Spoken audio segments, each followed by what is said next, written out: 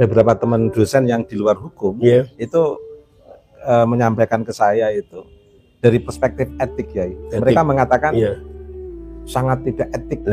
Karena apa? Diberi kepercayaan untuk mengelola Jatma, legitimasi keluar, sosialisasi, melakukan gerakan ke masyarakat atas nama sebagai ketua sufi dunia, ketua Rois Ali Jatman, tapi di situ diam-diam membuat organisasi baru tidak konfirmasi ke PBNU. Makanya kan nanti tadi kan masyarakat tahunya kan di sini. Ini ada kan jeratan hukum sendiri. Istilah dia itu licik gitu loh guys. Etika memang hanya bakasan etika ya nyantai aja, tapi kan harus kita kejar saat ini. Nanti kan masih berkeliaran, tapi kan tidak mau membubarkan jadwalnya ya, kita mungkin dari NU ya jalur hukum kan nanti. Beberapa orang yang merasa menyaksikan betul langkah-langkah pembelokan Tuan Lutfi bin Yahya terhadap makam ini ya. Itu pada ada yang WA, ada yang ngebel, itu pada seneng ini. Legitimasinya sudah lepas Tuan Lutfi ini. Ya jelas kan nanti Allah akan membuka pembohongan. Sebungkus apapun terjadi pasti Allah akan membuka. Pasti akan membuka. Ini jadi, dan ada ketegasan pandangan dari Kiai Fakih seandainya Tuan Lutfi bin Yahya tetap mengadakan muktamar ke-13 di Pekalongan. Menurut Kiai Fakih gimana? Ini begini, jadi langsung saja, jadi untuk baik itu Kiai atau Tuan Lutfi atau pengurusnya yang dalam lingkarannya Tuan Lutfi ini satu, kita harus ingat ayat Al-Quran, ya ayyuhalladzina amanu la takhunullah wa rasul wa takhunu amanatikum wa antum ta'lamun. Jelas. Jadi pada waktu beliaunya Tuan Lutfi dan pengurus-pengurus ini masih menjabat sebagai Jatman Hanom, ini kan amanah. Siji amanah langsung dari Allah dan amanah organisasi. Jatman. Yang mayoritas adalah jamaah ulama min warasatil anbiya. Apa tanggung jawabnya? Nanti urusan dengan Allah, kemudian urusan dengan masyarakat atau dengan organisasi Jatman ya. Allah Ta'ala tadi memecat beliau dari Jatman yang asli. Nah ini kan sudah dipecatkan ya, Allah yang pecatkan ini.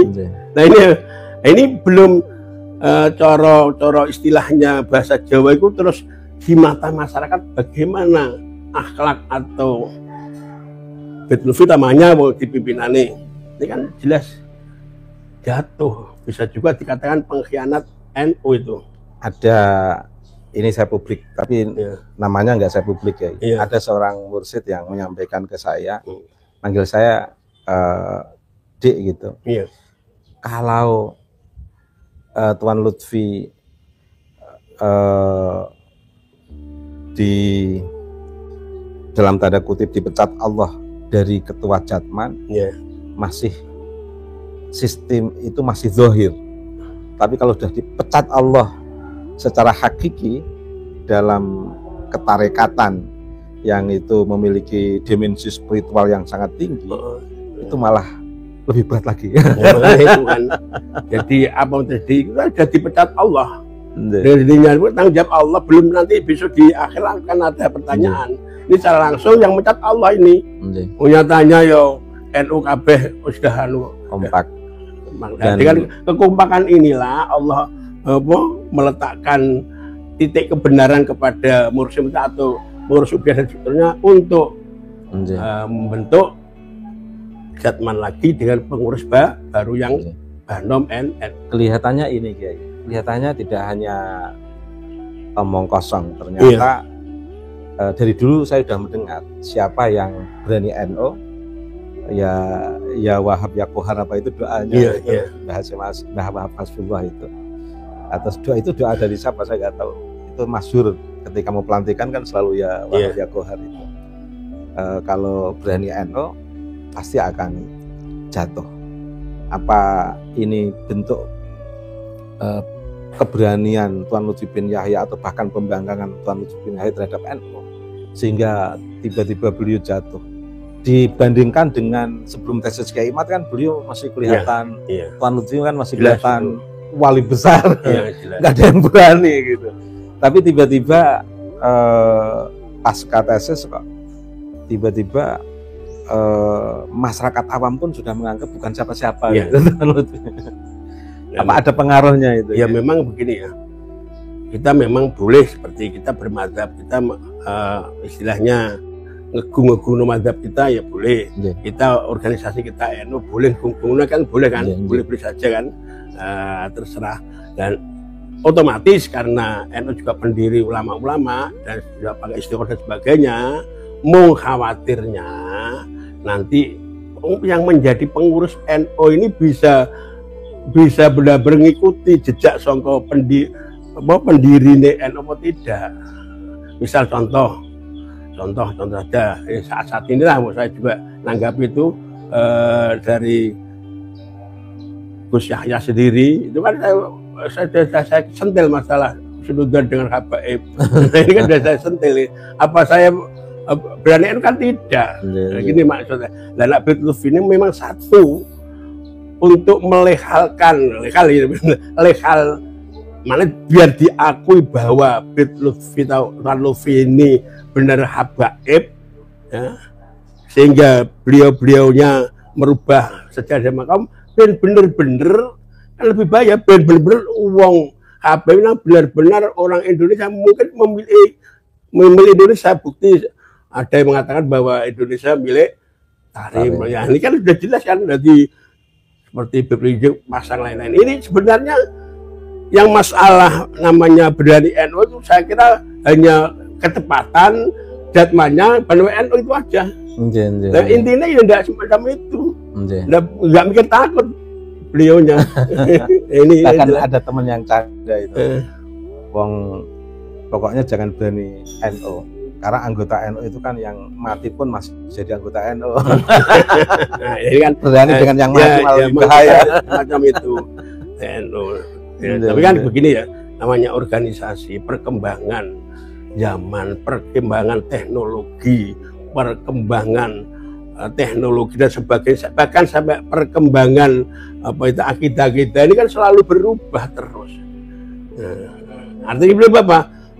Yang kira-kira non sewu yang orang patek beliku berusaha merongrong misalnya Ahlussunnah Wal Jamaah dirongrong terus kan. Nah, saya khawatir nanti pas delalah pas sing menjadi pejabat NU pusat yang jujur non sewu yang tidak ahli sunnah misalnya kapan-kapan terjadi kan ya pasti ketahuan nanti. Nah, makanya itulah ini maka kita juga harus hati-hati. Dan sekarang juga semakin ketahuan Kiai. Pak Alwi ternyata banyak syiahnya Kiai. Ya itu jadi untuk saya anjuran saya tadi kan tobatnya untuk Habib Lutfi dan sekelompoknya lingkaran pengurus satu siji ojo dileksanakno muktamar. Mohon ini saya berharap didengar oleh Tuan Lutfi bin Yahya dan yang berada dalam lingkaran ringnya Tuan Lutfi bin Yahya. Ini pesan beliau. Ya satu, jelas jangan sampai dilaksanakan muktamar, apalagi menggunakan jadman An-Nahdiyah ke-13. Nah ini kesalahannya di sini. Sini satu. Ini tanpa kita sadari beliau ingin menjadi lawan Tuan Lutfi tapi bertanggung jawab, mengingatkan.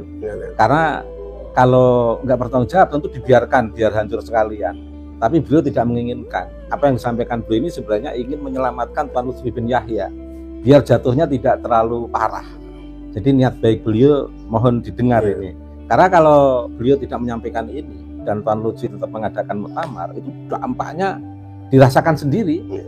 Tuan Lutfi dan lingkaran ring beliau, lingkaran pertama beliau. Jadi tadi intinya jangan sampai mengadakan muktamar, lebih-lebih menggunakan bahasa jadman ke-13. Nanti kalau dari pihak NU, artinya PBNU ngusut secara hukum ini kena nyatut nama. Tadi saya sampaikan kan, berarti juga iso memalsu dokumen ya. Dan pada waktu diawe apa badan hukum juga tidak seizin. Nah ini berarti mengkhianati apa tadi kepercayaan. Tadi saya sampaikan di KUHP-nya. Ini jangan sampai satu, saya khawatir akan celik. Artinya kecelik gimana? Kan sudah jelas mursyid semuanya sudah ke Donoyudan ikut ya. Dan bahkan Su'biyah dan Wusto sudah katakan berapa persen tuh? 99%. Nah ini kan kalau beliau dan lingkarannya mengadakan, jelas akan memalsukan dukungan lagi. Mungkin apa yang gawe Su'biyah tandingan. Nah inilah nanti tetap Allah akan membuat mereka lebih jatuh lagi. Ini satu. Nomor dua, untuk umat utamanya umat Islam, lebih utamanya NU, lebih utamanya Jatman ini. Lah monggo sebelum ada misalnya dari NU ini mengajukan proses hukum dengan adanya Jatman yang berbadan hukum, saya minta pengurus atau Tuan Lutfi langsung saja apa-apa naten dengan Jatman yang ada sekarang dengan PBNU api-apian ke Menteri Hukum untuk mencabut legalitasnya Jatmannya.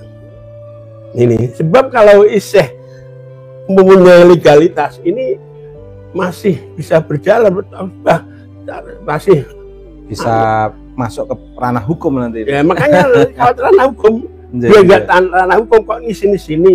Apa gunanya torikot kok ngisi di sini? Nanti kan akhlaknya. Ini yang disampaikan Kiai Fakih ini bukan karena kebencian, justru sayang kepada Tuan Lutfi ini beliau ini. Biar Tuan Lutfi tidak masuk ke ranah hukum. Nanti karena kalau ranah hukum malah kasihan Tuan Lutfi nanti. Saya sampaikan kan tadi penggelapan dan sebagainya. Nah ini kan nanti yang ketiga sebagai baik mursyid atau pengurus Jatman, monggo kita bertorikot dengan sebenar-benarnya sebagai bagaimana bimbingan daripada guru-guru kita mesti mengajarkan bagus, utamanya menata hati.